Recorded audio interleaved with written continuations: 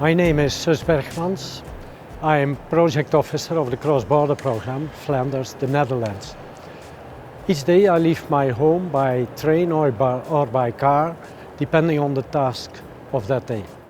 I have two work bases, one in Antwerp, where you have the seat of the GS of this secretariat, and the other one is in Leuven, the capital of the province Vlaams-Brabant, my focus area as project advisor. In fact, my inter-program exchange was started here in my province in Leuven. You see the building of the office building of the province behind me. We have some 2 yearly personal development plans, and I suggested to my boss to make an interchange in Lille in another program as part of my personal development plan. But in fact it builds on a tradition we have here to look to other European programs. In my EU department, some other colleagues are involved in other programs like Objective 2, the rural policy programs like LEADER. Each 2 weeks we come together in our team and we exchange the different ideas we capture in our area from different candidate applicants, and we discuss about what is the most appropriate program to submit.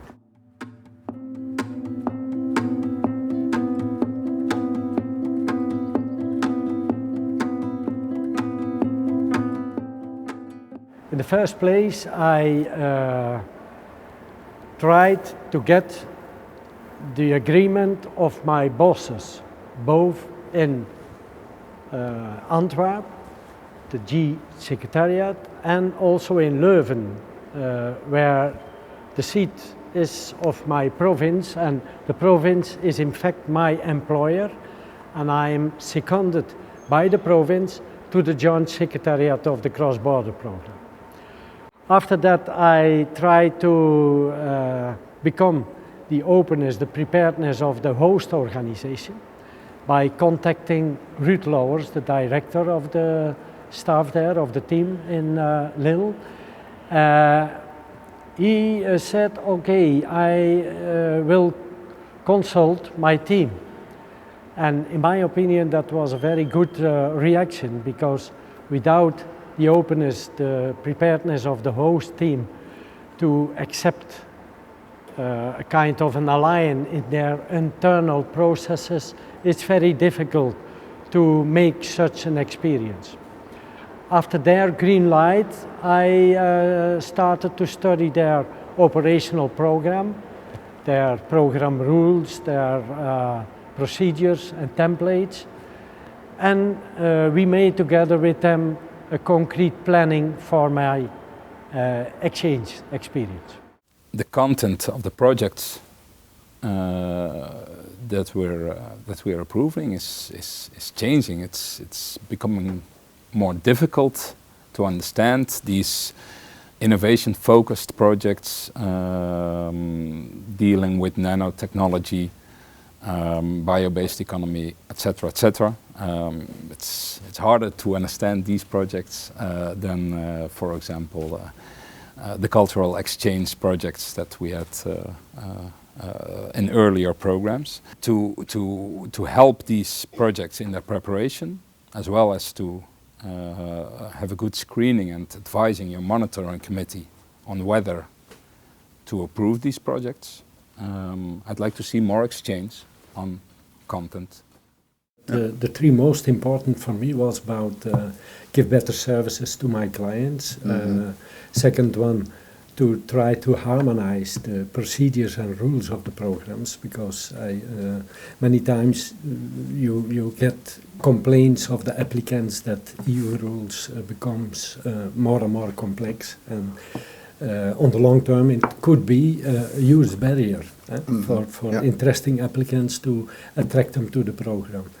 And the third one is also when we can, when I as a project advisor can guide applicants to the most appropriate EU program, it's possible to make more efficient use of the EU funds. Yesterday I was at the final sort of reception in Parliament in Brussels on an EV.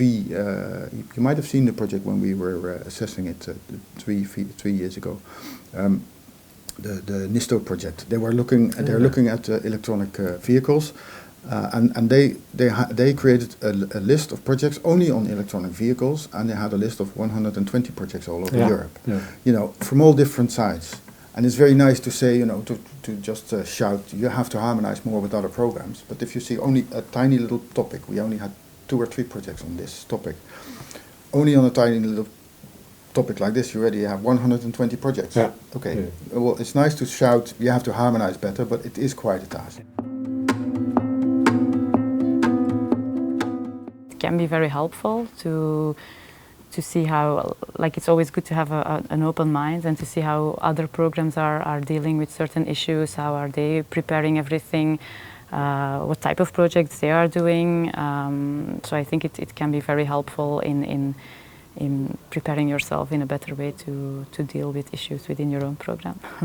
I think Sus always has very good ideas and is always very open to think differently. But I think indeed when he, because he had a broader experience with other programs, he could give us useful information on how they dealt with certain issues there and how we can maybe learn from them and do it the same way here or on a similar basis. In the first place, we asked, of course, Sus to present his experiences and the knowledge he gained there to the colleagues, so we have an exchange of views on that kind of things. But more importantly, Sus was also involved in the setting up of a new program, and when you're just working on your procedures and on your documents, Sus was there to have the knowledge of how it's been done at other places, and he could always question our things. So he first went to this exchange, learned a lot, then he came back, and it was just a convenient time for us, because when he came back, then we had to be starting building up the new program, and he was there within the different steps in the discussions to always question our normal beliefs, I would say. Firstly, because of the objectives we're focusing on, which are innovation, energy efficiency, sustainable use of resources, things like that. And those are domains on which the other programs, the other regional programs in our vicinity are also focusing on, more or less the same themes. So by exchanging, we can create possibilities. We can take opportunities to create synergy between those programs, as well as between projects themselves. We are a bit in a nice situation here, because we are here in Lille. We have 3 programs. By the way, a 4th program just entered, which is this Urban Innovative Actions program. Okay. So we have a nice, already in-house, a very good opportunity to do this exchange on the 3 levels of Interreg, the A, B and C, so the cross-border, the transnational and the interregional. I'm not judging what's the best, or that's not about, but it's just to see that there's more ways that go to Rome than just one. Just by comparing, you can learn a lot. It was for me very interesting that I had the opportunity to participate in the real assessing processes of your program, to use also the templates, to see how you discuss about the advice you give to the monitoring committee, how you formulate feedback to the applicants. It was very, very good for me, and I think you have a very good procedure here, very good templates too. It inspired us for the preparation of the Interreg 5 period. That's nice to hear. That's nice to hear. But anyway, you know, of course, formal exchange like you did is perhaps a bit rare. But we have, of course, more exchanges which happen more, let's say, on the formal way. Like we have many officers that work here and then go to another program, or opposite, we sometimes have a position vacant, and then we get someone from. For instance, we had For a few years we had an officer coming from the Baltic for A program. And she worked with us we learned a lot from her too, you know. The exchange is on different levels and in different modes, but I think it's very important we do. I also would like to refer to what Interreg is doing, you know, with the harmonized tools. That's helpful.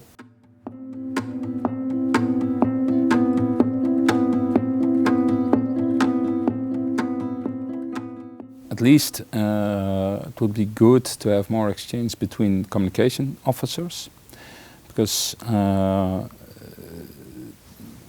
it's usually a standalone function within a Joint Secretariat. So there's more need for them to have some kind of exchange on ideas with colleagues actually also working on communication all day. I'm involved in this program since 2001. I like it very much because I meet a variety of interesting people, active in different domains and mostly at the forefront of new developments. Really very exciting.